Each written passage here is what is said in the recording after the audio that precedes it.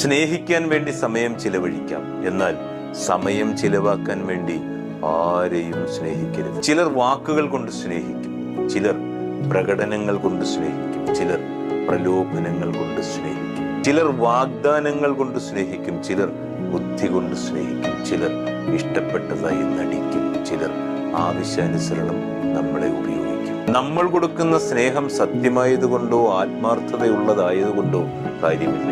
ആ സ്നേഹം കിട്ടുന്നവർക്ക് അത് തിരിച്ചറിയാനുള്ള മനസ്സുണ്ടാകും. സ്നേഹിക്കപ്പെടുന്നു എന്ന തോന്നലിൽ നിന്നും എത്ര പെട്ടെന്നാണെന്ന് മനുഷ്യൻ ആരുമില്ലായ്മയിലേക്ക് ചുരുങ്ങിപ്പോകുന്നത്. എത്രനാൾ കൂടെ ഉണ്ടായി എന്നതിലല്ല, എത്രമേൽ നമ്മളെ മനസ്സിലാക്കി എന്നതിലാണെന്നേ കാര്യം. രാപ്പകലുകളൊക്കെ ഏറെ ഉണ്ടായിട്ടും കൂടെയുള്ള ഒരാളിൻ്റെ ഉള്ളറിയാതെ രാവേറുമ്പോൾ ഉടലറിയാൻ മാത്രമായി മാറിപ്പോകരുതെന്നേ ഈ സ്നേഹവും ബന്ധവുമൊക്കെ.